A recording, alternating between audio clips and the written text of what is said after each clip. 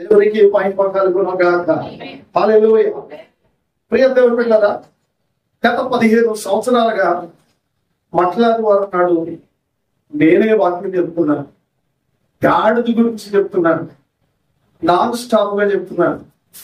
కనుక ఈ సంవత్సరం మట్లాది వారు మెసేజ్ లో చెప్పమని నేను లేకపోతే గారికి పురమాయించారు. కొద్దిగా మరి వారు చెప్పిన రీతిగా మన మధ్యలోకి వచ్చారు. వారు దేవుని సందేశాన్ని అందించాల్సిందిగా మనం ఆహ్వానిస్తున్నాను.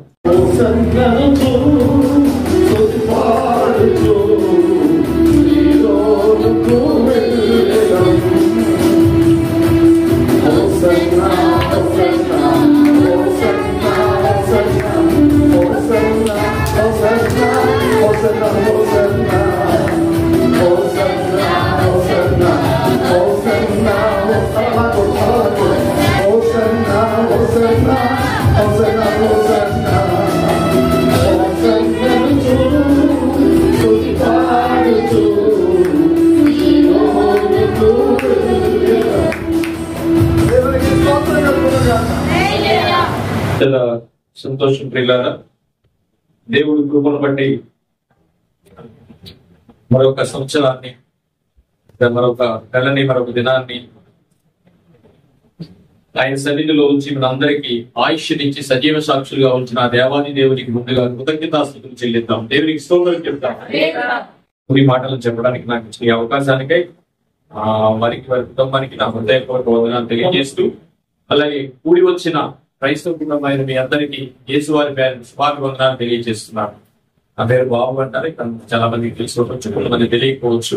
ప్రియులారా, యేసు ప్రభు వారు ఈ రోజున ఆయన యెరూషలేములోకి రావడం చాలా అద్భుతమైన ఒక సంఘటన. అంటే ఇంతకు ముందు యేసు ప్రభు వారు యెరూషలేములోకి రాలేదా? ఇంతకు ముందు ఇప్పుడు రాలేదా? ఇంచుమించు సుమారు 11 సార్లు ఆయన యెరూషలేముకు వచ్చినట్లుగా ఆయన బోధించడానికి కానివ్వండి, అనేక విషయాలు, అనేక కాంటెక్స్ట్ కొరకు ఆయన యెరూషలేములోకి వచ్చింది సుమారు 10 దాటే ఉంటుంది అనమాట. దీన్ని ఫామ్ సండే అంటారు, మీకు అందరికీ తెలిసిందే. బట్టల ఆదివారం అని పిలుస్తారు. దీనికి ఒక బలమైన కారణం ఏంటంటే యేసు ప్రభు వారు మరణించడానికి ఈ యెరూషలేము ప్రయాణానికి వస్తున్నారు. ఆయనకి తెలుసు ఏం చేస్తారో తెలుసు, ఏం జరుగుతుందో తెలుసు. ఇది ఆఖరి యెరూషలేము ప్రవేశం ఆయనకి. అది శిష్యులకు తెలియకపోవచ్చు, ఇంకెవరికో తెలియకపోవచ్చు, కానీ ఆయనకి సమస్తము తెలుసు. ఆయన మరణిస్తానని తెలిసి ఇక్కడికి రావడం జరుగుతుంది. ఎందుకు ఈయన రావడానికంటే, ప్రియులారా, యేసు ప్రభు వారి యొక్క శిలువ మరణానికి సంబంధించి బైబిల్ గ్రంథంలో మొట్టమొదటిసారిగా ఆయన శిలువ మరణానికి నాంది పలికిన ఎవరు అంటే ఆయనే తండ్రి అయిన దేవుడు. ఆయన శిలువ మరణానికి పాత నిబంధనలో కొత్త నిబంధనలో కలిపితే సుమారు 32 ఈ మంటలాదివారం గురించి బైబిల్లో ఆలోచిస్తే ప్రవక్తలు చెప్పబడినట్టే ఇది జరిగిందట. అది చాలా ముఖ్యమైనది. ఈ మంటలాదివారం అనుకున్నో లేదా ఈ ఆదివారం అనుకున్న మనం ఒకవేళ అనుకుంటే అది యేసు వారి యొక్క శిలువ మరణానికి కూర్చిన పాత నిబంధనలు రాసిన 32 వచనాల ప్రకారం ప్రవక్తలు చెప్పబడినటువంటి మాటలు ఇక్కడ జరిగాయి. 21:4 మత్తయి సువార్త. కాబట్టి రాజు ఇది మెన్షన్ చేసుకోవాలి. కాబట్టి ఎవరండి ఇప్పుడు వస్తున్నది? ఎవరు? రాజు. ఇదిగో ఈ రాజు సాత్వికుడై గాడిదను, ఆ పదం ఏంటంటే భారావాహక. భారావాహక అంటే ఎక్కువ బరువులు మోసే వాహనం అని అర్థం. ఇది కొంతమంది కన్ఫ్యూజ్ అవుతున్నాం, అందుకని చెప్పేస్తున్నాం అనమాట. భారావాహకం అంటే చదివేస్తున్నాం కానీ ఆ తర్వాత మళ్ళీ ఏంటో తెలుసుకోవడానికి వెళ్దాం అక్కడికి. భారావాహకం అనే పదాన్ని ఎందుకు ఉపయోగించాడంటే, భారం అంటే చాలా బరువైన బరువుల్ని మోసే వాహనం అని అర్థం. అంతే, అంతకంటే ఏం లేదు అందులో. ఎందుకు రాసేటండి, యేసు ప్రభు వారు కూర్చున్నాడు పిల్ల మీద, తల్లి గాడి మీద కానీ కూర్చున్నాడు, పిల్ల గాడి మీద కూర్చున్నాడు. సో అందుకని ఆ పదాన్ని అక్కడ వాడాడు. ఆ పదం వేగంగా మనకు తెలియకపోతే అదేదో మనం అనుకుంటాం, అందుకే చెప్తాను అనమాట. ఓకే, భారావాహిక పశువు పిల్ల అయిన చిన్న గాడిదని ఎక్కి నీ యొద్దకు వచ్చిచున్నాడని చెప్పుడి అనున్నది. ఎవరు రాశారు? కింద చూడండి మళ్ళా. అనున్నది తర్వాత శిష్యులు వెళ్ళి సరేనండి. అనున్నది ఎవరు రాశారు? ఇది ప్రవక్తల ద్వారా చెప్పబడినది అని రాయబడింది. ఎవరు చెప్పారు? ఎవరు జరిగింది? ఏం జరిగింది అంటే 4వ వచనంలో ప్రవక్తలు చెప్పినది నెరవేరినట్లు ఇది జరిగను. అదేమనగా ఎవరు చెప్పింది? ఎవరు చెప్పారు? జకరయ్య గారు రాసినట్టుగా మనకు ఒక వచనాన్ని చూసుకున్నాం. జకరయ్య గారు రాసిన గ్రంథము 9వ అధ్యాయము 9వ వచనం. యెరూషలేము నివాసులారా బహుగా సంతోషించుడి, ఉల్లాసముగా ఉండుడి. నీ రాజు నీతిపరుడును గాడిద పిల్లను ఎక్కి. దీనుడనై గాడిద పిల్లను అనగానే చాలా సందేశాలు మనం విన్నాం. ఏ సందేశాలు విన్నామంటే ఇది ఒక గాడిదనగా మనం వాళ్ళది కట్టులు ఎత్తుమన్నాడు అనగానే మనకున్న హ్యాబిట్స్ ని అలవాటుల్ని ఇవన్నీ తెంచేయమని ఇది అన్ని అనేక కోణాల్లో వాక్యం ఏ విధంగానైనా మనం మాట్లాడవచ్చు కనుక అనేక విషయాలు మనం విన్నాం. కానీ ఇక్కడ ప్రధానమైనది ఏంటంటే ఆయన రాజు. సుమారు 10 సార్లు యెరూషలేములోకి వస్తున్నప్పుడు ఎవరు ఆయన రాజు అనలేదు కానీ సంబోధించలేదు. కానీ ఇప్పుడు ఏమంటుందంటే ఆయన రాజుగా వస్తున్నాడు అని చెప్పండి. ఈయన ఎవరంటే ఒకవేళ ఈ విషయంలోనే మనం ఒకవేళ అంశాన్ని రాసుకుంటే లోకమెరిగిన రాజు అండి. లోకమెరిగని రాజు రారాజు యుగ యుగాలకి ఈయనే రాజు. దేవునికి స్తోత్రం. ఏదో బాగుంది కనుక అవసరం అయితే టైటిల్ కూడా అదే పెట్టేసుకున్నాం. ఎవరండి? లోకమెరిగని రారాజు. రారాజు అంటే ఇప్పుడు మన భారతదేశంలో మోడీ గారు ఉన్నారు, తర్వాత కింద ఎవరు ఉంటారు? ఇది కాదు, ఇది కాదండి. ఇది చిన్నది భారతదేశం. సూర్యుని కింద ఆరిన నేల మీద భూమి మీద ఉన్న జిల్లాలు మొదలుకొని రాష్ట్రాలు మొదలుకొని దేశాలు మొదలుకొని ఖండాలు మొదలుకొని భూమి మీద ఉన్న యావత్ సృష్టికి ఈయన రాజు. అందుకే మనం వాడు ఏమనుకుందామంటే అండి, లోకానికి రాజు తెలియదు. సకల యుగములలో రాజు. సకల యుగములలో రాజు. 17. ఆ రాజు ఎవరండి? ఇప్పుడు ఈ భూమి మీదకి అంటే ఈ గాడిద పిల్లనికి యెరూషలేములోకి రావడం చాలా చిన్నదిగా తీసుకుంటే చాలా పొరపాటు. ఎందుకంటే ఆయన రాజు ఏదో జిల్లాకి కాదు, రాష్ట్రానికి కాదు, దేశానికి కాదు, అలా అని ఖండానికి కాదు, ప్రపంచానికి రాజు ఆయన. ఏ ప్రపంచానికి? మనకి ప్రపంచాలు ఎన్ని ఉన్నాయండి? మనకి ప్రపంచాలు ఎన్ని ఉన్నాయి? ప్రపంచాలని పదం విన్నారా బైబిల్లో? ప్రపంచములు. అదేంటండి? ప్రపంచములు ఉంటాయి. ఎక్కడ ఉంటాయి? ప్రపంచం ఒకటే కదా. అవునవునవును. ప్రపంచాలు 3 ఉన్నాయి. మొదటి ఆకాశం పరలోకం, రెండవ ప్రపంచం భూమి, స్పేస్ మొత్తం కలిపి ఇవంతా అంతా కలిపి ఒక లోకం అయితే కింద పాతాళ లోకంలో ఉన్నది. పాతాళం అనేది ఒక లోకం. 3 ప్రపంచములు. ఇన్ని ప్రపంచములు రాజు అయినా ఈ భూమికి కాదు. అలాంటి రాజు వస్తున్నాడండి. ఈ రాజు గురించి మనం మాట్లాడుకోగలిగితే ఒక అద్భుతమైన బైబిల్ గ్రంథంలో ప్రతులను మనం శోధిస్తే అద్భుతమైన ప్రతులు బయటకు వస్తాయి. మీ గారు ఎవరు ఈ రాజు? జకరయ్య గారు రాసింది మనం చూసాం. రాజు అయితే గుర్రం ఎక్కి రావాలిగా. ఎందుకు గాడిద మీద వస్తున్నాడు? గాడిద మీద రావాల్సినంత ఇదేంటంటే ఒక విధంగా అయితే ఆయనకి ప్రవచనాలు ఉన్నాయండి. ఇగో నీ రాజు గాడిద ఎక్కొస్తాడు అన్నాడు. నీ రాజు గాడిద ఎక్కొస్తాడని ఎందుకు రాయబడింది అక్కడ? బైబిల్ని ధ్యానించేటప్పుడు 3 సందర్భాలు ప్రతి వారు వినేవారు, చెప్పేవారు మన హృదయాల్లో పాతుకుపోవాలి పిల్లారా. 1, ఎవరు ఎవరితో మాట్లాడుతున్నారు. మనం చదువుతున్న వాక్యంలో ముఖ్యమైన అంశం ఏంటంటే ఎవరు ఎవరితో సంబోధిస్తున్నారు. నెంబర్ 2, ఏ కాలం అని. మూడవది సందర్భం ఏమిటి. ఈ 3 విషయాలు మనకు తెలియకపోతే బైబిల్ చాలా వరకు మనకు అర్థము కాదు. ఇప్పుడు ఆయన వస్తున్నది రారాజుగా వస్తున్నాడు. యెరూషలేముకే రారాజు ఆయన కాదండి. జకరయ్య చదువుకున్నాం కదా. అయితే గుర్రం ఎక్కి రావాలి కదా. ఎందుకు గాడిద మీద వస్తున్నాడు? ఒకవేళ ఆయన రాజు అయితే ఆయనకి రాజ్యం ఉందా? రాజు సంబోధిస్తున్నాడు. రాజు ఉన్నాడు అక్కడ.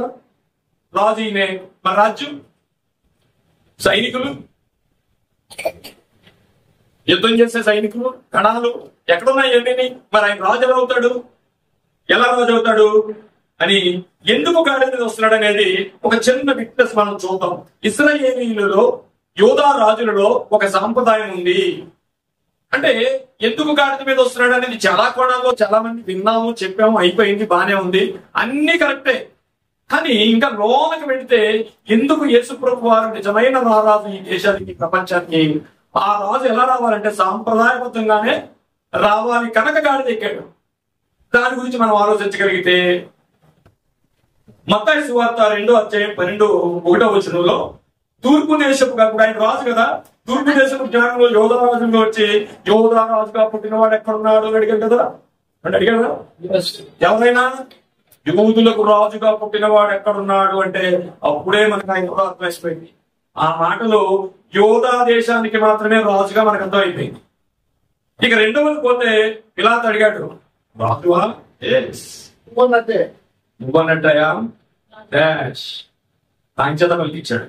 సో ఈ రాజు దేనికి రాజు, ఎక్కడ రాజు, ఏది రాజ్యం, ఏది తనకి కణాలు, ఏది కత్తులు కటారులు, ఎక్కడుంది సైన్యం, ఎక్కడుంది సైన్యం అనుకుంటే రాజు అయితే గాడిదని ఎందుకు ఎక్కాడనే విషయాన్ని మనం ఆలోచిస్తే పిల్లారా ఆలోచిద్దాం. ఇశ్రాయేలీయుల్లో చాలా యోధా రాజులు ఎన్ని గుర్రాలున్నా ఎన్ని రథాలున్నా వాళ్ళ యొక్క ఆచారం, ఇశ్రాయేలీయుల్లో కానీ యోధా రాజులలో కానీ వాళ్ళ ఆచారం ఏంటంటే ఇది ఒక కంచల గాడిదను వాడే సాంప్రదాయం పడుకుంది. ఎప్పుడైతే రాజు అయ్యాడో, రాజుగా చేయాలనుకున్నాడో ప్రప్రథమంగా ముందు ఇశ్రాయేలీయుల్లో కానీ యోధా రాజ జనాంగంలో కానీ యోధా సాంప్రదాయంలో కానీ గాడిద మీద ఊరేగిస్తారు. ఇక గాడిద మీద యుద్ధాలు చేసింది కూడా ఉంది, ఇక గాడిదని ప్రజెంట్ చేసినట్టుగా కూడా ఉంది. ఒక చిన్న విషయం చదువుకున్నది 2వ సమూయేలు గ్రంథము 18:9. 2వ సమూయేలు గ్రంథము 18:9. అబ్షాలోము కంచల గాడిని ఎక్కిపోవచ్చు. చాలండి ఏమండి, అబ్షాలోము అనే రాజు కంచల గాడి మీద వచ్చాడట. ఒక కాంటెక్స్ట్ లో జరిగిందని.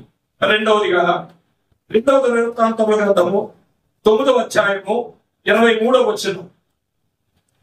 అంటే చాలా మంది రాజులకు ఏం చేశారంటే రాజరికాన్ని గొప్ప చేయడానికి శాబాలని చూడండి బంగారం తీసుకొచ్చింది, అది రాజరికానికి సాదృశ్యం. అలాగే రాజులకి చాలా మంది వాళ్ళ ముఖ పరిచయం చేసుకునేటప్పుడు వాళ్ళు ఇచ్చే కానుకలు ఏంటంటే బంగారము, రకరకాల వాహనాలు, వెండి వస్తువులు, బంగారు వస్తువులు, అందులో ఒక భాగం కూడా గాడిద ఉంది.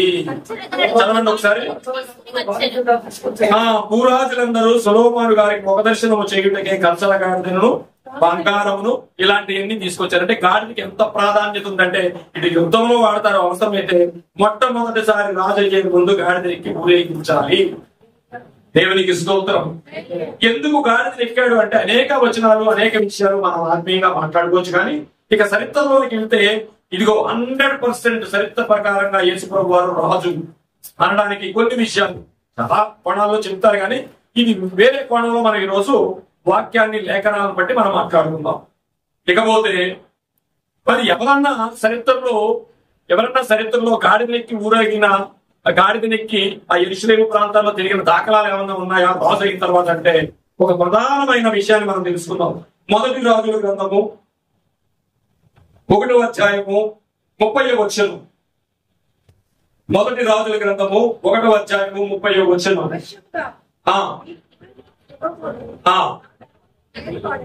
ఇక్కడ విషయం ఏంటంటే దావీదు గారు రాజుగా ఉంటుండగా తన కుమారుడు విరోధముగా ఈ రాజుగా ప్రకటించుకోవడానికి అనేక మంది రాజులని కోడుకట్టుకుని దావీదు గారి మీదే ఎదుర్కొనడానికి తన కుమారుడు ఏం చేశాడంటే ఒక పన్నాగం పొందుతూ పక్క నుంచి ఒక ఫామ్ చేసుకున్నాడు, ఒక ఎమ్మెల్యేలను ఫామ్ చేసుకున్నట్టు ఒక పక్కకి వెళ్ళి ఫామ్ చేసుకుంటూ ఉన్న పరిస్థితుల్లో వెంటనే ఆ సమాచారం ఎవరికి తెలిసిందంటే దావీదు గారికి తెలిసింది. కానీ ఆ రోజు రాజుగా అక్కడ ఎవరు నిలబెట్టారంటే ఇదిగో సొలొమోను గారికి పట్టాభిషేకం కట్టాలి. వెంటనే ఏం చేశాడంటే అది మనం 35లో చదువుకున్నది, ఇశ్రాయేలీయుల మీదను యూదా వారి మీదను రాజుగా చేయుటకు అధికారిగా నియమించి ఉన్నాడు. అక్కడ అప్పుడేం జరిగిందంటే 33 చూడండి ఒకసారి. అంతటా రాజు ఏలిన వాడైన నా సేవకుడు తీసుకొని నా కుమారుడైన సొలొమోనును నా కంచరగాడ దండలే చేసుకోండి. అంటే ఒక కంచరగాడ దండలేదండి, మీకు ఆచారం. గాడిద మీద రాజు ఊరేగి రావాలి అనేది ఇశ్రాయేలు యోధ రాజ్యాంగంలో అది ఆచారము, నియమకం, అది ప్రప్రదమైన ఆజ్ఞ. అందుకే ఎవరైతే రాజు ఉన్నాడో ఆ రాజు గాడిద మీద నీకు రావాల్సి వచ్చింది. ఎవరు? రాజు కావలసిన సొలొమోను. ఇదిగో నా గాడిద మీద అన్నాడు చూడండి. ఇక నా గాడిద మీద అంటే అది చాలా ప్రధానమైన విషయం అనమాట. చదవండి. నా కంచది గాడిద మీద ఎక్కించి గిహోనుకు తీసుకొని పోయి రాజైన నాతానుతో, వాళ్ళ యొక్క ప్రవక్త అయిన నాతాను వాడితో ఉన్నాడు. నాతానుతో చెప్పింది, ఇగో నాతాను గారు నా కుమారుని ప్రప్రదంగా నా కుమారుడు నా మీద రాజకీయం చేస్తున్నాడు, మీరు అర్జెంట్ గా ఏం చేస్తారంటే అబ్షాలోము కదమ్మా చేసిన తర్వాత బాకానాదము చేసి చిరంజీవి అగును కాకని ప్రకటన చేయవలను. సో ఇదే దావీదు కుమారుడైన యోసన్న అనే పదం. ఏం బాకానాదం చేసుకుని వచ్చారండి సొలొమోనుకి తెప్పించడానికి? అదే ఇప్పుడు మనం చూస్తుంది. దావీదు తనయ హోసన్న, ఏమండి? రాజా హోసన్న, దావీదు తనయ హోసన్న, కొలిసినాలుగా ఊరే కలిసిన ఒక సొలొమోను గారికి చేయించినట్టే ఇప్పుడు ఈయన ఎవరి కుమారుడు? దావీదు కుమారుడు. నాట్ ఓన్లీ ఆర్డర్ యేసు ప్రభు, దావీదు కుమారుడు. అందుకని గాడిద మీద ఆయన రావాల్సి వచ్చింది. ఇది సాంప్రదాయం, రాజ నిబంధన యోధా రాజ్యంలో. అవునండి, యోధా రాజ్యంలో రాజ్య నిబంధన. సో అంతట దావీదు నా కుమారుని తీసుకొచ్చారు. ఇదండి, ఇదే జరుగుతుంది సాంప్రదాయ ప్రకారంగా. పాత నిబంధనలో వచ్చిన 33 సంవత్సరాల తర్వాత యేసుప్రభు వారు కూడా మత్తయి సువార్త 28:9-10 జన సమూహం ఆయన ముందు చూడండి, ఒకసారి చదవండి. మత్తయి సువార్త 28:9-10. జన సమూహములో ఆయనకు ముందు వెళ్ళుచుండిన వారు చూసారండి. అక్కడ సొలొమోను గారికి ఎలా జరిగిందో నాతాను గారు ఆధ్వర్యంలో, ప్రవక్త నాతాను గారి ఆధ్వర్యంలో ఈ రోజు కూడా సామాన్య ప్రజల ముందు ఇక యేసుప్రభు వారికి వీధుతూ ముందుకుతూ వెనకాల ముందు కూడా ఆయనకి ఏం చేస్తున్నారట? మంటలు పట్టుకున్నారు. మంటలు చెయ్యొచ్చా చేయకూడదంటే అక్కడ యేసుప్రభు వారు మంటలు అనేవారు, మంటలు మీరు పరచొద్దని అనుకుంటే ఆ రోజే చెప్పేసేవాడు. అంటే కొన్ని వింటా ఉంటాం, మంటలు పట్టుకుని వెళ్ళకూడదు అది వాళ్ళని కొన్ని మాటలతో మాట్లాడుతూ ఉంటారు. ఆ రోజు యేసుప్రభు వారు నాకు మంటలు అంటే ఇష్టం నా పేరని చెప్పేసేవాడు ఆయన. సో ఆయన యాక్సెప్ట్ చేసాడు కనుక మనం మంటలు పట్టుకుని జరగవచ్చు. ఓకే, సో ఆ ఆచారానికి సూచనగా రాజుగారికి ప్రతిష్ఠ చేసిన వారు ఏం చేశారు? మంటలు తప్ప ఇంకా తర్వాత ఇంకేం వేశారు? వారి యొక్క వస్త్రములు. వస్త్రములు ఎందుకు వేశారు? వస్త్రములు ఎందుకు వేశారు అంటే ఎందుకు చెప్పారంటే, మనం ఏ వాక్యాన్ని బైబిల్లో ధ్యానిస్తున్నా ఆచారం ఎప్పుడు, కాలం ఎప్పుడు, ఎవరు ఎవరితో మాట్లాడుతున్నారు, సందర్భం ఏంటనే విషయం తెలియకపోతే మనకి కొన్ని వాక్యాలు అర్థం కావు. సో ఇప్పుడు బట్టలు ఎందుకు పరుస్తున్నారు? గాడిద ఎందుకు ఎక్కేమో మనం తెలుసుకున్నాం. ఇప్పుడు బట్టలు పరుస్తున్నారట. ఆచారం మనకు ఉందండి? లేదు. అప్పుడు ఉంది. ఎందుకు పరిచారు చూద్దాం. 2వ రాజుల గ్రంథము 9వ అధ్యాయము 13వ వచనం. 2వ రాజుల గ్రంథము 9వ అధ్యాయం 13వ వచనం. అంతట వారు అతి వేగముగా తమ తమ వస్త్రములను పట్టుకొని మెట్ల మీద అతని క్రిందపరిచి బాగా ఊదిరి. ఎవరికండి ఇది? ఎవరికి జరిగిందండి ఇది? ఎవరికి జరిగింది? ఏగు రాజయ్య ఉండగా చాటించిరి. ఇప్పుడు చూడండి, ఆ పైన చూడండి 12 కూడా చదవండి ఒకసారి. కాబట్టి వారు అదంతా ఒట్టిదిగో, రాజుగారు ఎవరో పట్టాభిషేకం కడతారు, అదంతా ఒట్టిదనుకున్నారు. చరిత్రని మాకు తెలియజెప్పమన్నారు, తెలియజెప్పారు. ఇప్పుడు చూడండి, ఇశ్రాయేలు మీద పట్టాభిషేకం చేశాడు దేవుడే వారితో చెప్పి వెంటనే చేసిన పని ఏంటంటే, తమ తమ వస్త్రములను చేసి రాజాధికారాన్ని తెలియచేయడానికి ఇశ్రాయేలులో ఉన్న ఈ అద్భుతమైన చక్కటి ఆచారాన్ని ఏమండి ఈ షర్ట్ తీసేసి వచ్చే రాజుకు వేయటం అంటే మామూలు విషయం కాదు కదండి, మామూలు విషయం కాదండి. కొన్ని ప్రాంతాల్లో కొన్ని ఆచారాలు ఉంటాయి. మన ఆచారానికి వెళ్ళినప్పుడు చూడండి, జడ్జి గారి దగ్గరికి వెళ్ళినప్పుడు మనం ఏం చేస్తాం? ఈ 2 బత్తాలు ఇప్పేసుకున్న అలవాటు దగ్గరికి వెళ్తాం. అవునండి, షర్ట్ ఇలా మడత పెట్టేసి ఇక్కడ వరకు పెట్టుకున్నాం అనుకోండి, దాన్ని వెంటనే తీసి ఇలా పెట్టేసుకుంటాం. తమిళనాడులో ఒక ఆచారం ఉంటుందండి, ఎవరైనా సరే లింగి పైకి కట్టుకుని వెళ్ళకూడదు అధికారి దగ్గర. లుంగి పైకి కట్టకూడదు. అలా లుంగి పైకి కడితే నేను రౌడీని చెప్తాను అనమాట. ఎవరి దగ్గర వెళ్ళేటప్పుడు వెంటనే కట్టుకుని ఉన్న లుంగి కూడా ఇప్పేసుకుంటారు. సో ఇక్కడ వారి యొక్క దుస్తులను తీసి చూడండి, తక్షణమే నువ్వు రాజు కాదన్నారు, ఎస్ నేను రాజుని అన్నారు, ఎవరో వచ్చి చెప్పారు యెహోవాయే ఇతను రాజుని చేసిండు అన్నారు. ఇమ్మీడియట్ గా మెట్ల మీద ఉంటుండగానే వాళ్ళ దుస్తులన్నీ ఇప్పేసి ఆయన కాళ్ళ కింద వేశారన్న. అంతగా వారు అతి వేగముగా తమ తమ వస్త్రములను విప్పి షటిపిసడు పట్టుకుని మెట్ల మీద అతని కింద పరచి బాగా ఊదించి. అంటే ఇక్కడ మనం ఏం తెలుసుకోవాలంటే వస్త్రాలు ఎందుకేసారనే విషయాన్ని, ఇదిగో యోధా సంప్రదాయ ప్రకారంగా వస్త్రాలు వేస్తున్నారంటే ఆయన రాజులకు రాజు, రారాజు, యుగ యుగాలకు ఆయనే రాజు. దేవునికి స్తోత్రం. ఇప్పుడు కూడా మనకు ఆయన రాజు, ఎప్పటికే ఆయనే రాజు, ఈ యుగాంతం వచ్చే వరకు ఇప్పుడు ఆయనే రాజు. కానీ ఇక్కడ మోడీ ఉండొచ్చు, అక్కడ ఇంకోటి ఎవరు ఉండొచ్చు, ఇక్కడ జంప్ ఉండొచ్చు, ఇక్కడ దింపు ఉండొచ్చు, ఎవరున్నా సరే వీళ్ళందరికీ రారాజు ఎవరండి? యేసు ప్రభు వారు మాత్రమే. మరి ఇంక ఎలా వచ్చింది? ఎప్పుడు వచ్చింది ఈ రాజ్యార్కం? ఎప్పుడు వచ్చింది ఈ రాజ్యార్కం అండి? రాజ్యాంగబద్ధంగా ఆ జిల్లాలకు, రాష్ట్రాలకు ఎంతో మంది ఉన్నా మరి ఆయన రాజ్యం ఉండాలి. ఏది ఆయన రాజ్యం? ఎక్కడుంది ఆయన రాజ్యం? ఎక్కడుంది అంటే రాజులైన యాజక సమూహము, ఇదిగో మనందరం ఆయన సమంత రాజులు. మనల్ని ఏం చేశాడంటే ఆయన యెరూషలేములోకి రావడం ఎందుకంటే ఆయన నడిపించుకోవాలి. ఎప్పుడైతే ఆయన సిలువ మరణ పొందాడో, సిలువ యాగాన్ని చేశాడో, ఇదిగో ఈ ప్రపంచానికి ఆయనే రాజు అయిపోతాడు. ఆ రాజు అయిన తర్వాత ఒకప్పుడు మనం మందసాంత దగ్గరికి వెళ్ళడానికి కానీ, యాజకుల దగ్గరికి వెళ్ళడానికి కానీ మీకు నాకు లేదు, మనం అన్యులము. కానీ ఇప్పుడైతే మనం ఏమన్నా ఆ రాజు అయిపోయాడు. ఆ రాజుకు ఒక రాజ్యం వచ్చింది. ఆ రాజ్యం ఏంటో చూస్తే ఆశ్చర్యపోతాం. మనకు ఆయన వచ్చిన రాజ్యం ఏంటో. రాజు అయిపోయాడు. ఆ రాజ్యానికి సామంత రాజులు ఎవరో? మనం ఎవరో బాప్తిసం తీసుకున్న తర్వాత రాజులైన యాజక సమూహం. రాజులుగా మీరే డిసిషన్ ఉంటారు.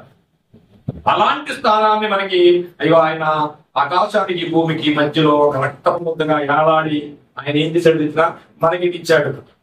పరమ తండ్రి చిత్తము నెరవేర్చుట కొరకు పరము వెండి భూమిపై పెంచితివా, దేవుడవై ఉండి మనుషుల చేత చిత్రహించబడినావయ్యా, కొరడాల దెబ్బలు కొట్టి తలకు ముళ్ళ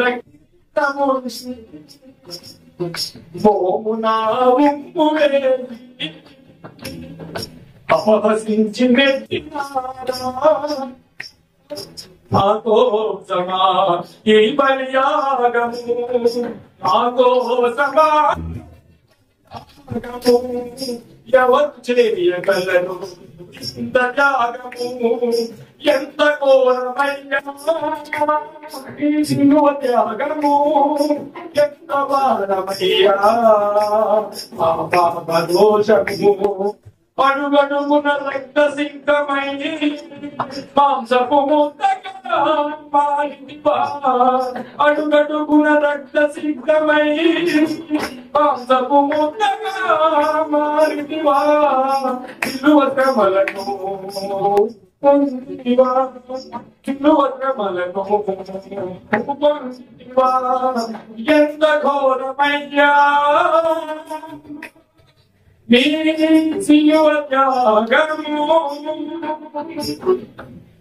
వీళ్ళరా. అప్పుడేం రాజు అయ్యాడండి, అంతకు ముందు రాజు కాదు. ఇప్పుడు ఎక్కడికి రాజు అంటే మనం చదువుకున్న విషయాల్లో లోకమెరుగని రారాజు, యుగ యుగాలకు ఆయన రారాజు, రాజులకు రాజు. అయితే ఆయన రాజ్యం గురించి మనం ఆలోచిస్తే పిల్లరా, మొట్టమొదటిసారిగా ఆయన ప్రవేశించే రాజ్యం ఏంటి అనేది మనం ఆలోచిస్తే నేను ముగిస్తాను ఒక 5 నిమిషాలు. ఎక్కడ రాజు అంటే మొట్టమొదటిసారిగా అండి మనం ఒకసారి ఆలోచిస్తే ఇదొక విషయాన్ని మనం చదువుకుందాం. మలాకి గ్రంథం అంతా అయిపోయింది. అయిపోయిన తర్వాత మనకి ఒక మాట ఏమాటంటే యోహాను సువార్త 3వ అధ్యాయము మొదటి వచనం. యోహాను గారు మత్తయి సువార్త 3వ అధ్యాయము ప్రథమ వచనం. మత్తయి సువార్త 3వ అధ్యాయము ప్రథమ వచనం. ఆ దినముల యందు బాప్తిసమిచ్చి యోహాను వచ్చి పరలోక రాజ్యము సమీపించుచున్నది. అండర్లైన్ చేసుకోండి. అంటే పరలోక రాజ్యము సమీపించుచున్నది. ఇప్పుడు మనం ఎక్కడికి వెళ్తామంటే ఆ రారాజు అనుకునే రాజ్యం ఏంటో మనకు తెలియాలి. రాజులు తెలిసారు, రాజు భటులు తెలిసారు, మనమే రాజులని యాజక సమూహం. ఆయన రాజ్యం ఏంటి? మారు మనసు పొందుడని యోధారణ్యములలో ప్రకటించుచుండను. ఏంటి ఆ దినములు ఏంటంటే ఏ దినముల యందు? మలాకీ గ్రంథము క్రీస్తు పూర్వము 420 సంవత్సరాలకి ముగించబడింది. జాగ్రత్తగా ఆలోచించండి. మలాకీ గ్రంథము 425 సంవత్సరాలకి క్రీస్తు పూర్వం ముగించబడింది. ఇంపార్టెంట్ ఏంటంటే మత్తయి సువార్త 3వ అధ్యాయం ఒకసారి తెరవండి. మత్తయి సువార్త తెరవండి. మత్తయి సువార్త తెరవండి. 3వ అధ్యాయం చూడండి. మత్తయి సువార్త 3వ అధ్యాయం ఉన్న పేపర్ తెరవండి.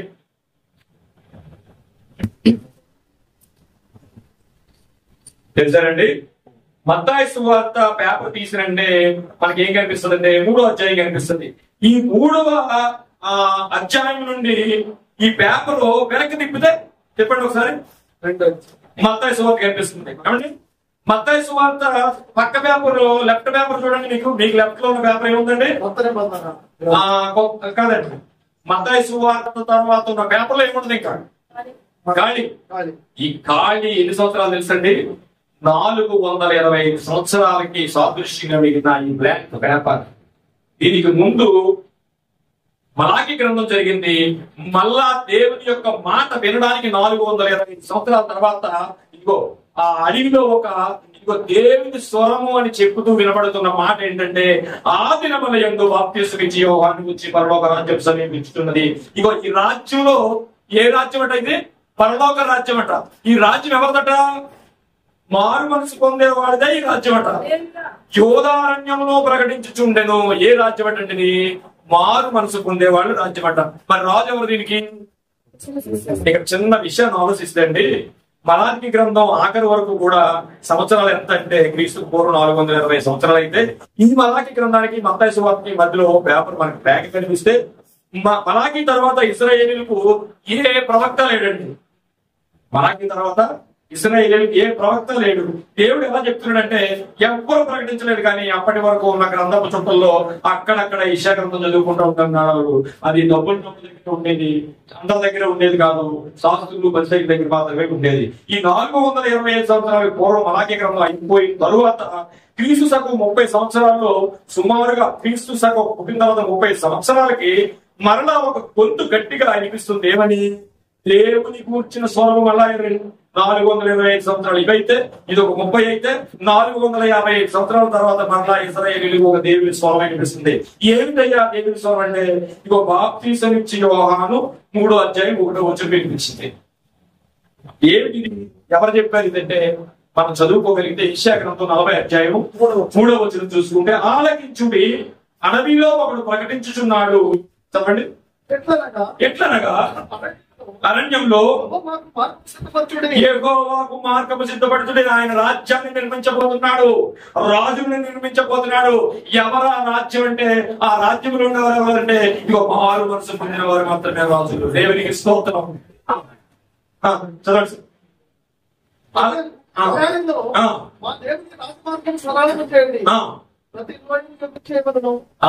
ఎవరు చెప్పారండి? యెషయా గారు 700 సంవత్సరాలకి క్రీస్తు పూర్వం మలాకీ గ్రంథానికి అయితే ఆ తర్వాత 30 సంవత్సరాలు యేసుప్రభు వారు వచ్చేటప్పటికి యోహాను గారు మాట్లాడుతుంటే ప్రభువు మార్గము సిద్ధపరచుడంటే అదే మాటని యోహాను గారు ప్రభువు మార్గం సిద్ధపరచడానికి మాట్లాడుతున్న మాటే యెషయా గారు క్రీస్తు పూర్వం 700 సంవత్సరాల క్రితం ప్రవచించమని యెహోవా మహిమ బయటపరచడానికి బయటకు వచ్చింది. యెహోవా మహిమ అంటే ఏంటంటే దేవుని రాజ్యం రాబోతుంది. ఆయన వచ్చి ఏమని ప్రకటించాడంటే ఇదిగో ఆ దినములో యెహోవా రాజ్యం ఒకటి వస్తుంది, రాజ్యం ఒకటి పరలోక రాజ్యం వస్తుంది అని ప్రకటిస్తున్నాడు. ఇప్పుడు ఎందుకే ఇవన్నీ ఎందుకు చెప్తానంటే మరి గాడిద పిల్లలు ఎక్కువ వస్తున్నాడు, అదంతా మనకు అర్థమైంది. మరి రాజ్యం ఏది? ఆయన రారాజు కదా. ఆయన రాజ్యం ఏంటి? ఆయన రాజ్యాన్ని మనం వెతకాలనుకుంటే పిల్లరా చాలా అద్భుతమైన మాటలు మనకి రాయబడుతున్నాయి. అని ప్రవక్త ద్వారా చెప్పబడిన వాడు ఇతడే అని మనకి రాయబడింది. మత్తయి సువార్త 3:1 మనం చదువుకున్న విషయాన్ని. అసలు పరలోక రాజ్యం అంటే ఏంటి? మనం దీని గురించి ఆలోచించాలి. మనం అనుకుంటామండి, చాలా విచిత్రమైన ఒక చిన్న విషయాన్ని చెప్తాను. పరలోక రాజ్యం అంటే ఏంటి? పరలోకం వేరు, పరలోక రాజ్యం వేరు. జాగ్రత్తగా ఆలోచించండి. పరలోక రాజ్యంలోకి వెళ్ళిపోదాం, పరలోక రాజ్యంలోకి వెళ్ళిపోదాం అంటారు. నీవు భూమి మీద విని విశ్వసించి మారు మనసు పొంది బాప్తీసం తీసుకుని దేవుని రాజ్యంలో ప్రవేశించాల్సింది పరలోక రాజ్యం. అది భూమి మీదే ఉంది. అర్థమైందండి ఆ పాయింట్? ఆయన రాజ్యం ఏంటనుకున్నాడు? పరలోక రాజ్యం. అది భూమి మీద. మళ్ళీ చెప్తాను, పరలోక రాజ్యం వేరు, పరలోకం వేరు. నీవు పరలోకం వెళ్ళాలి అనుకుంటే ఏం చేయాలంటే విని విశ్వసించి మారు మనసు పొంది బాప్తిసం తీసుకుని ఆది నుంచి అంతం వరకు ఆయన వాక్యానుసారంగా నడితే పరలోకం పెడతావు. అంటే పరలోక రాజ్యంలో చేరుతావు. పరలోక రాజ్యంలో చేరి పరలోక రాజ్యంలో నిబంధనలన్నీ నువ్వు పాటిస్తే పరలోకం పెడతావు. సో పరలోకం వేరు, పరలోక రాజ్యం వేరు. చనిపోయిన తర్వాత వెళ్ళేది పరలోక రాజ్యం కాదండి. పరలోక రాజ్యం అనగా ఇదిగో మీరు మారు మనసు పొందుడి, పరలోక రాజ్యం సమీపించుతున్నది. ఏంటి ఇప్పుడు యోహాను గారు వచ్చినప్పుడు పరలోక రాజ్యం సమీపిస్తుందా, వచ్చేసిందా? సమీపిస్తుంది అంటే భూమి మీద పరలోకంలోనా? అదే పరలోక రాజ్యం సమీపించింది. సమీపిస్తుంది, ఇంకా రాలేదు. సమీపిస్తుంది అంటే ఆయన మరణం పొందే వరకు ఆయన రాజప్పుడు సమీపించింది అంటే కొంత దూరంగా ఉంది మనకి. అందుకనే ప్రవక్త అయినా ఏం చెప్తున్నాడు? ఆయన ప్రవక్త అయిన యోహాను గారు సమీపించింది, సమీపముగా ఉన్నది, మీరు మారు మనసు పొంది మారు మనసు పొందితేనే ఆ రాజ్యంలో చేరుతాం. మారు మనసు పొందితేనే ఆ రాజ్యంలో చేస్తాం. ఇప్పుడు ఎందుకు అసలు పరలోక రాజ్యం వేరు, పరలోకం వేరు అంటే పరలోక రాజ్యం అనేది భూమి మీదది, పరలోకం అనేది దేవుడి దగ్గరది. పరలోక రాజ్యం అనగా ఆత్మ సంబంధమైనది కాదు. చాలా జాగ్రత్తగా ఉంది. పరలోక రాజ్యం అనగా పైనున్న ఆత్మ సంబంధమైనది కాదు. పరలోక రాజ్యం అనగా భూమి మీద భౌతిక సంబంధమైనది. నీ బాప్తిజం భౌతిక సంబంధమైనది, నీ మారు మనసు ఆత్మీయ సంబంధమైనది. వాక్యానుసారంగా నీ జీవితాన్ని చూపించడానికి భౌతిక సంబంధమైనది. అంటే చెప్పబోయేది ఏంటంటే పరలోక రాజ్యం అనగా ఆత్మ సంబంధమైనది అనుకుంటాం కాదు. పరలోక రాజ్యం సమీపించింది అన్నాడు. ఈ పదం ఎక్కడిది అంటే పరలోక రాజ్యం వచ్చింది, బాప్తిజం తీసుకోండి, ఈ ఎక్కడుంది అని మనం ఆలోచిస్తే అర్థమైందని అనుకుంటున్నాను. దానియేలు గ్రంథము 2వ అధ్యాయము. ఒక రోజు నెబుకద్నెజరు కల వచ్చింది, మీ అందరికీ తెలుసు. ఆ నెబుకద్నెజరు కల వచ్చినప్పుడు ఆ కలభావం ఏమో కళ మర్చిపోయింది, కలభావం మర్చిపోయాడు. మనసులో అనుకుంటారు వీళ్ళందరూ జ్ఞానులందరూ దగ్గర లేడు, మనం దొరికిపోయామని. వచ్చాడట. వచ్చినప్పుడు ఏం చెప్తున్నాడు? దానియేలు గ్రంథం 2:30 వచ్చినాం. రాజా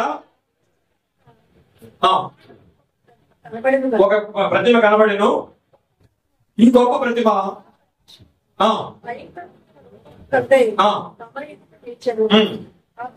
శిరస్సు బంగారమైనది, దాని భుజములకు వెండివి, దాని ఉదరముకు తొడలను. సో ఇక్కడ ఇక్కడ ఒక 4 భాగాలు అక్కడ మనకి కనిపిస్తున్నాయి. అందులో 5 భాగాలు 33. దాని మోకాలు ఇనుపైన, భాగం ఇనుపది, సహాయం లేక చూడండి ఈ రాజ్యం ఎలా వస్తుందట? చేతి సహాయం లేకంటే మీరు చదువుకున్న 4 దాంట్లో ఒక విగ్రహం ఏంటంటే నెంబర్ 1 బబులోను, నెంబర్ 2 మాదియా పారసిక, నెంబర్ 3 గ్రీకు, నెంబర్ 4 రోమా. 5వ రాజ్యం ఏంటి మరి? ఈ 4 మానవ రాజ్యాలే. 5వ రాజ్యం ఎలా ఉందో చెప్తున్నాడు చూడండి. చేతి సహాయము లేక అండి 4 రాజ్యాలు అద్భుతంగా పరిపాలించాయండి. వాళ్ళకి రకరకాల పేర్లు ఉన్నాయి. ఒకటి బంగారం అయితే, ఒకటి ఇనుము అయితే, ఒకటి అదైతే, ఒకటి ఇదైతే. అమ్మో మామూలుగా లేదు వాళ్ళ పరిపాలన. కానీ వీటన్నిటిని పడగొట్టడానికి 5వ రాజ్యం వస్తుంది చూడండి. అది ఎలాంటిదంట? చేతి సహాయము లేక తీయబడిన ఒక రాయి ఇనుమును మట్టిని కలిగిన పాదముల మీద పడి ఈ 4 రాజ్యాల్ని చిన్న రాయొస్తున్నట తుత్తు నీలుగా చేసేస్తున్నట్టండి. మాకు కనబడేది అంతటా ఇనుమును మట్టియు వెండియు బంగారమును ఏకముగా ఏం చేసిందండి? అంచబడి. అంటే యేసుప్రభు వారు ఎప్పుడైతే వచ్చాయో, యేసుప్రభు వారు ఎప్పుడైతే ఆయన రాజ్యాన్ని ఏమండి ఆయన మరణించి మనకు మోక్షాన్ని ఇచ్చి వెళ్ళిపోవచ్చు, కానీ ఆయన రాజ్యాన్ని స్థాపించడానికి మరణించిన తర్వాత 40 రోజులు ఉన్నాడండి. ఇక్కడ 40 రోజులు భూమి మీద ఉన్నాడు ఆయన సత్శరీరుడుగా మరణించిన తరువాత. ఎందుకంటే అనేక రుజువులతో తన రాజ్యాన్ని స్థాపించాలనుకున్నాడు. ఆ 1వ శతాబ్దం నుంచి ఇప్పటి వరకు కూడా ప్రపంచ రాజ్యాలు లేవు. విజ్ఞానం గమనించండి, ప్రపంచానికి ఒకే రాజు లేడు. ప్రపంచాన్ని పాలించినది మొట్టమొదటి బబులోను, ప్రపంచాన్ని పాలించింది రాజుల్లో 2వది మారియా పారసిక, 3వది గ్రీకు సామ్రాజ్యము, 4వది రోమా సామ్రాజ్యము. రోమా సామ్రాజ్యం తర్వాత మీరు చరిత్ర వేసుకోండి, కానీ ప్రపంచ రాజ్యాన్ని పాలించింది ఎవరు? ఒక్క యేసు ప్రభు మాత్రమే. స్తోత్రం. ఆయన కాళ్ళ దగ్గర రారాజుగా వచ్చింది మామూలు విషయం కాదండి. అది లోకం ఎదుగని రారాజు, యుగయుగాలకు ఆయనే రాజు. చదవండి.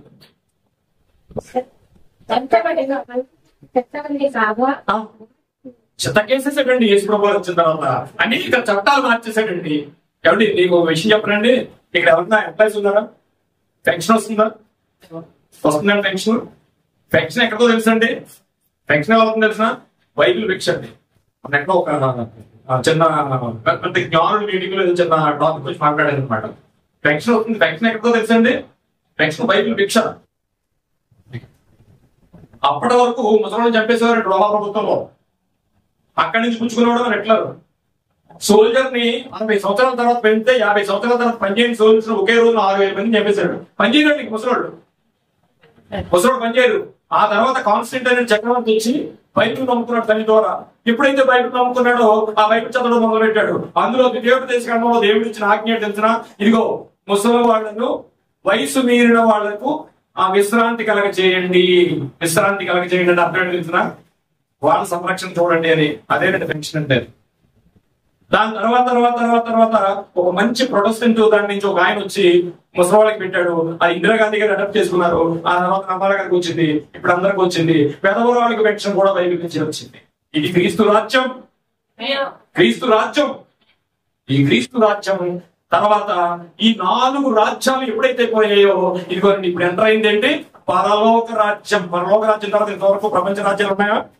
ఇంకంతకంటే మీకు ఏమైనా కావాలా? ఆయన రాజు రారాజు, ప్రపంచానికి రాజు, యుగయాలకు రాజు తెలియాలంటే ఆయన ఎవరండి? రోమా ప్రభుత్వం తర్వాత ప్రపంచ రాజ్యాలు ఇవేవు విడిపోయాయి.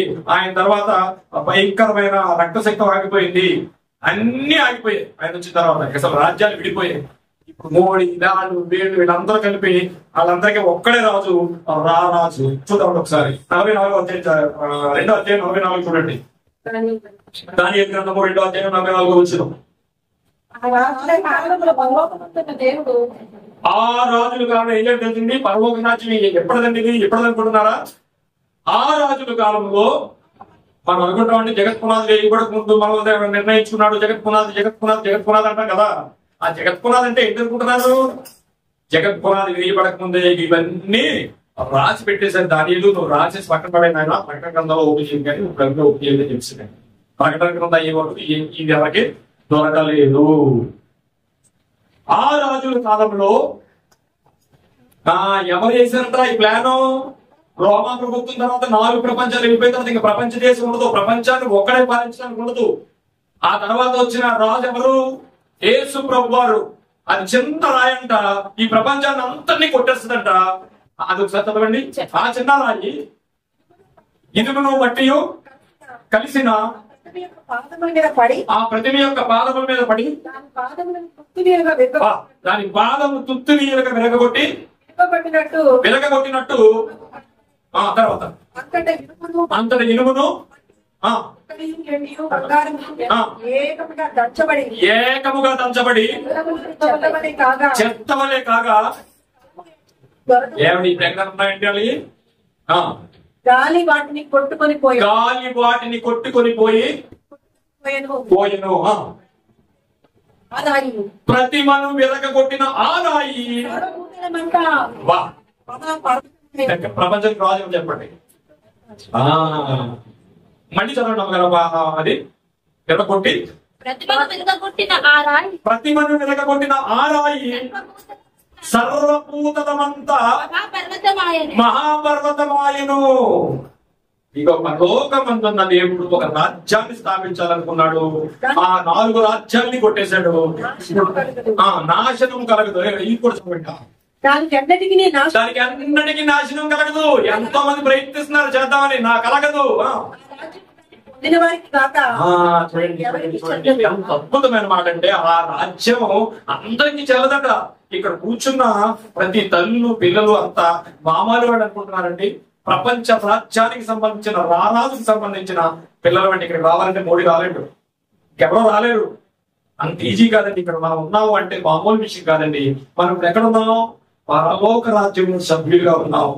ఈ పరలోక సభ్యత్వాన్ని జాగ్రత్తగా మనం అంతం వరకు నడిపించుకుంటే వెళ్తే అప్పుడు పరలోకం అంటాం. అర్థమైందండి?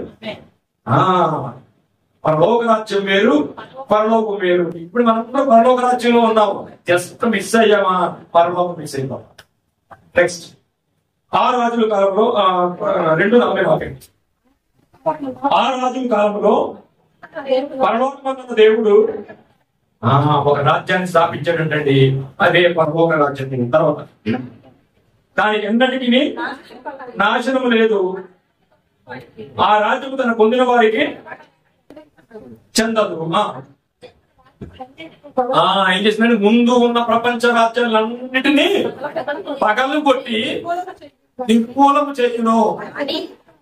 అది యుగ యుగముల వరకు నిలుచును. నువ్వు ఎంతమంది ప్రవీణ్యం చెప్పే, నువ్వు ఎంతమంది అజయ్ని చెప్పే, లేకపోతే మేము గొప్పడం కలిగిన మాలాటం చెప్పే, చర్చలు పడగొట్టే, ఎన్ని చేసినా సరే ఇప్పుడు ఇంకా తక్కువ అండి. ఎట్లా అయితే యూతుల్ని కోసేసారు కొట్ల కింద.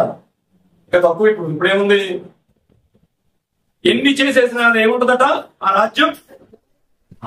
సెకండ్ ఆయన అంత హ్యాపీగా గాడికి వస్తున్నాడు. ఒంటరిగా వచ్చిన గాడిని కాదని. చూడండి, తన గాడిని ఇచ్చాడు, తన కంచర గాడిని ఊరేగించాడు సులోమాన్ని. అందుకే వీళ్ళకి చరిత్ర అంతా తెలిసి ఏమన్నారు?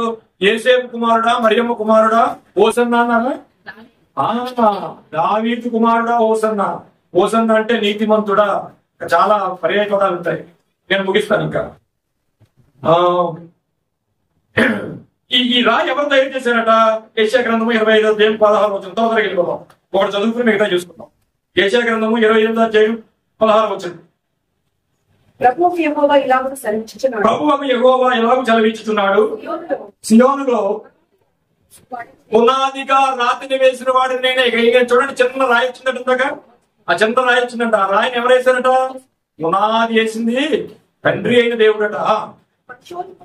అది పరిశోధింపబడిన రాయి, అమూల్యమైన తలరాయి. ఇన్నమైన రాతికి కానీ చిన్న రాయి. అది ఏమైంది తెలిసిన? ప్రపంచ రాజ్యాలను చెక్కేసి ప్రపంచం మీద కూర్చుని ఉంది. ఏమంటే యేసు ప్రభు లేని ఏరియా ఎక్కడ చెప్పండి? మాకు కొంతమంది దేవతలు ఉన్నారు, వాళ్ళు ఇక్కడే ఉంటారు. మనకు భారతదేశంలో 24 పండుగ ప్రధాన పండుగలు ఉన్నాయి. భారతదేశంలో అమెరికాలో ఉండవు. అమెరికా వాళ్ళకి ఒక 20 ఉన్నాయి. అవి లండన్ లో ఉండవు. లండన్ లో ఉన్నాయి ఒక 3-4 ఉంటాయి. అది రష్యాలో ఉండవు.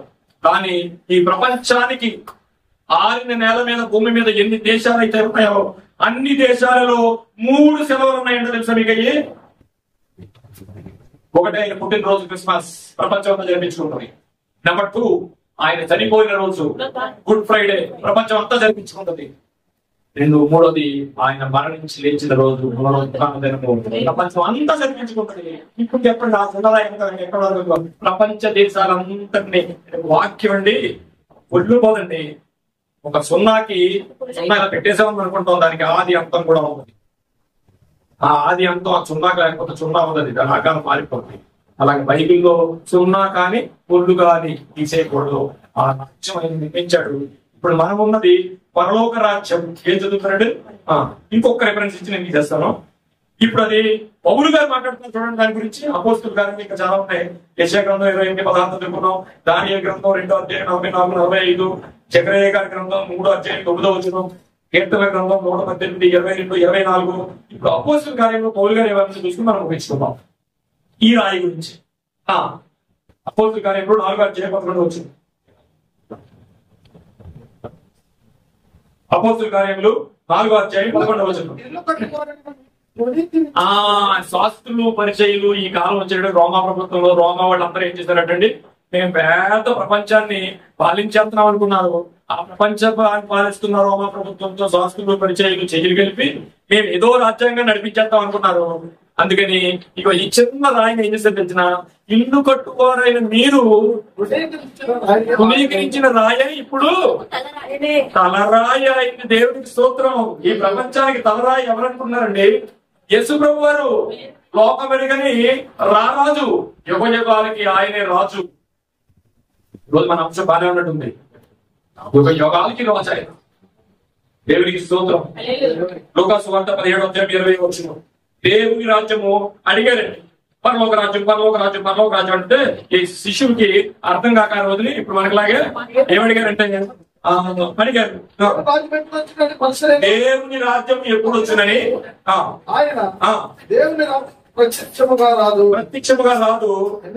ఎందుకనగా ఇదిగో దేవుని రాజ్యము మీ మధ్యనే ఉన్నప్పుడు మాట్లాడుతున్న వాళ్ళ దగ్గర యేసు ప్రభు మధ్యలో ఉన్నాడు. దేవునికి స్తోత్రం. ఎంత డైరెక్ట్ గా మాట్లాడి, ఇగో ఇది వచ్చేసింది, అది వచ్చేసింది, అది వచ్చేసింది అని అనుకుంటున్నారా? దేవుడు రాజ్యం ఎప్పుడు వస్తుందని అడుగుతున్నారా? ఆల్రెడీ ఇందాక ఆయన ఏమన్నాడు? సమీపముగా ఉన్నది, ఇంకో ఇప్పుడైతే వచ్చేసింది, మీ మధ్యనే ఉంది అని మాట్లాడుతున్నాడండి. అదే విషయాన్ని ఒకసారి మనం చదువుకుంటే మార్కు సువార్త 9:1 మరియు ఆయన ఒకసారి మళ్ళీ అడిగారు. ఆయన ఇప్పుడు పరలోక రాజ్యం గురించి ఆయన మాట్లాడుతూ మార్కు సువార్త 9:1 వచ్చింది. మరియు ఆయన ఇక్కడ నిల్చున్న వారిలో కొందరు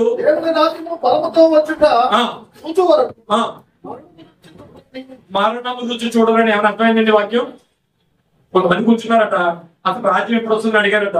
మీరు అందరూ కూర్చున్నారు కదా, అది ఎప్పుడు వస్తుందో తెలిసిన? ఎంతమంది ఉంటామో ఎంతమంది పోతామో తెలియదు, కానీ ఇక్కడ ఉన్న వాళ్ళు కొంతమంది మాత్రం ఆ రాజ్యం వచ్చినట్టు ఉంటారండి అన్నాడు. ఇప్పుడు అది భూమి మీద రాజ్యమా, పరలోకమా? ఆయన రాజ్యం వచ్చేవారు కట ఇక్కడ ఉన్న వారిలో కొంతమంది నిలిచి నిందురు, బ్రతికి నిందురు. అది ఒకసారి నాయకంగా చదవండి.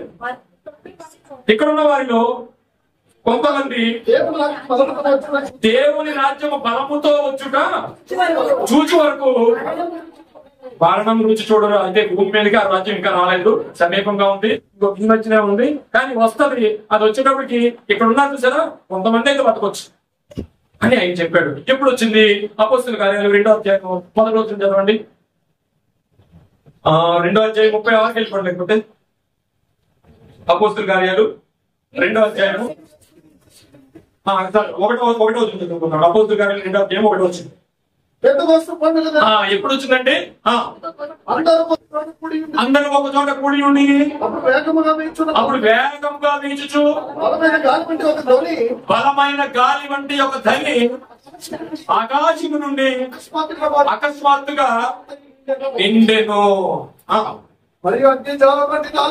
నాలుగుని విభాగించబడి ఎప్పుడు వచ్చింది డిఫరెంట్ ఇది బలముగా వస్తుంది మీ దగ్గరికి. అప్పుడు కొంతమంది ఉంటారు అంటే అప్పుడున్న శిష్యులు చాలా మంది అక్కడే ఉన్నారు. ఎందుకు ఆ మాట మాట్లాడాడు నేను అనుకుంటానంటే ఇస్కరియోతు కూడా ఉన్నాడు మాట్లాడినప్పుడు, ఇప్పుడు లేడు. 2వ అధ్యాయం అపోస్తలుల కార్యాలు ఇస్కరియోతు ఉన్నాడా? పరలోక రాజ్యం వచ్చేటప్పటికి పరిశుద్ధాత్ముడు ఆదాము కిందకు వచ్చేటప్పటికి లేడు కదా. అసలు అందుకే అన్నాడు ఆ అన్న వాక్యంలో మనం క్లారిటీ తీసుకుంటే ఇక కొంతమంది ఉంటారు ఇక్కడ అన్నాడు. లేనోళ్ళు ఎవరో తెలియాలి కదా మనకి. 12 మంది లేరు, ఇస్కరియోతు అక్కడ లేడు. అపోస్తలుల కార్యాలు 2వ అధ్యాయం 36 వచ్చింది. ఇక అన్ని మీకు అర్థం అవుతున్నాయి కదా. వారి ఈ మాటలు విని హృదయంలో నొచ్చుకొని సహోదరులారా అడుగగా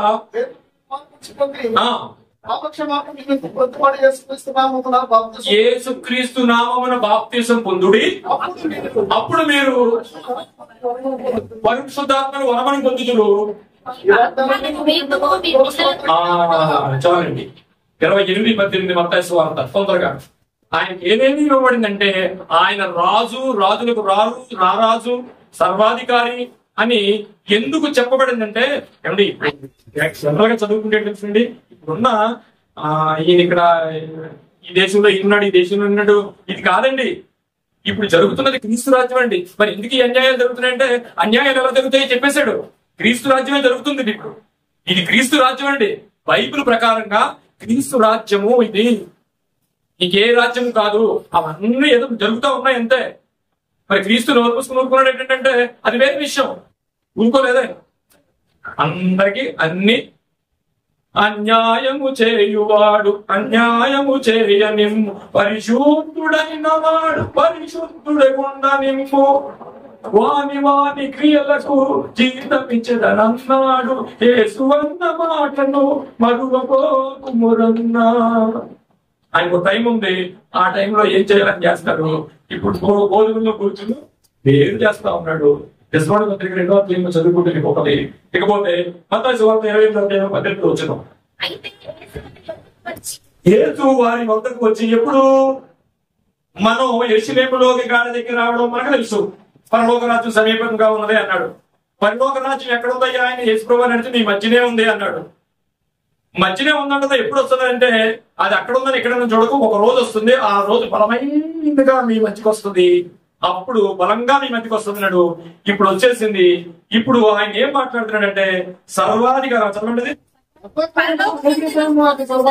సర్వాధికారం ఇవ్వబడినది కాబట్టి నేను వెళ్ళి, ఇది ఎప్పుడు తెలిసినట్టు, ఇది 40 రోజులు ఆయన భూమి మీద సత్సరీరుడిగా అనేక రుజువులు చూపించాలనుకున్నాడు. అప్పుడు శిలువ యాగం త్యాగం మొత్తం అయిపోయింది. ఆయన విజయుడు అయ్యాడు. ఆయన ఆరోహణ అయ్యే ముందు మాట్లాడుతున్న మాటని అన్నిటికీ కొరత ఉంటాయండి. అందుకే మాట్లాడుతున్నాడు. నేను మనం చెప్పాను కదా, అవన్నీ అయిపోయాయి. ఇప్పుడు నేనేంటో తెలుసా మీకు? ఇప్పుడు నేనేంటో తెలిసిన సర్వాధికారం ఇవ్వబడింది కాబట్టి మీరు వెళ్ళి, ఎక్కడండి? అమెరికా వెళ్ళమన్నాడా, అంటే ఇండియా కూడా చాలన్నాడా, అంటే ఎక్కడికి వెళ్ళమన్నాడా? సమస్త జనులకు శిష్యులుగా చేయుడి, తండ్రి యొక్కయు కుమారుని యొక్కయు నామములోని వారి బాప్తిస్మం ఇచ్చి, నేను మీకు ఏ సంగతులు ఆజ్ఞాపించినో అన్నిటినీ కైకొనవలెనని వారికి బోధించుడి. ఇదిగో నేను యుగ సమాప్తి వరకు ఈ పరలోక రాజ్యం నా అంటలోనే ఉంటుంది. ఇదిగో నేను యుగ సమాప్తి వరకు సదాకాలము మీతో కూడా ఉన్నానని వారితో చెప్పాను. చూసారంటే పరలోక రాజ్యం మనందరి పరలోక రాజ్యమే. ఎన్నో రాజ్యాలు, ఆ పార్టీ, ఈ పార్టీ, ఏపీసీలు, ఏ దేశాలు లేవండి మనకి. మనం ఉన్నది పరలోక రాజ్యం. దీనికి ఏం చేయాలి? ఈ రాజ్యంలో చేరాలంటే యోహాను సువార్త 3వ అధ్యాయం 3వ వచనం. త్వరగా. ఒకడు కొత్తగా జన్మించితేనే గాని. ఇప్పుడు చూడండి, దేవుని రాజ్యం ఎక్కడ ఉంది? దేవుని రాజ్యం ఇక్కడే ఉంది, మన ముందే ఉంది. వచ్చింది 1వ శతాబ్దంలో. సదాకాలం అంతే ఉంటది. ఆయన ఒకడు కొత్తగా జన్మించేదే కానీ దేవుని రాజ్యంలో చూడాలి. దేవుని రాజ్యం చూడాలంటే ఇంకా ఎవరైనా అసలు చేరకపోతే వినండి, విశ్వసించండి, మార్పుని పొందండి, బాప్తీసం తీసుకుని ఆ రాజ్యంలో చేరండి. ఆ రాజ్యంలో చేరకుండా ఆ లోకానికి వెళ్ళడానికి లేదు. ఇదిగో నేను రాజు యేసు, ఇదే యేసు వారి రాజ్యము. దానియేలు గ్రంథం 2వ అధ్యాయం 44-45 చదువుకుని తీసుకుందాం.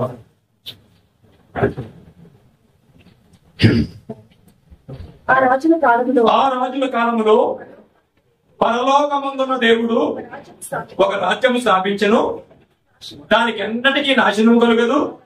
ఆ రాజ్యము ఏమి దానికి పొందిన వారికి కాక మరెవరికి చెందదు. ముందు చెప్పిన రాజ్యములన్నింటినీ పగులుకొట్టి నిర్మూలన చేయను గాని అది యుగ యుగముల వరకు నిలుచును. చేతి సహాయం లేక తీయబడిన ఆ రాయి ఇనుమును వెత్తడిని మట్టిని రెండును పగలగొట్టగా తమరు చూసింది. ఇందువలన మహాదేవుడు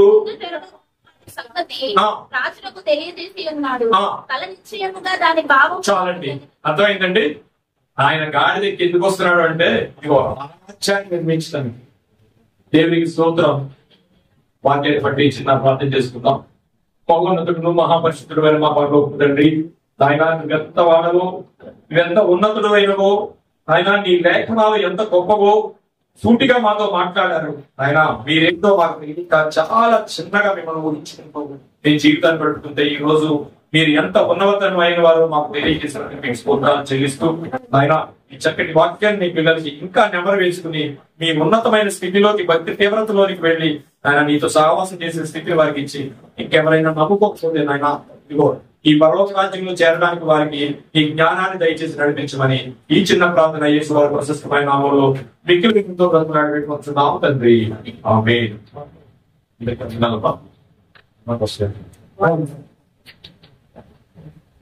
యేసు రాజుగా వచ్చుచున్నాడు,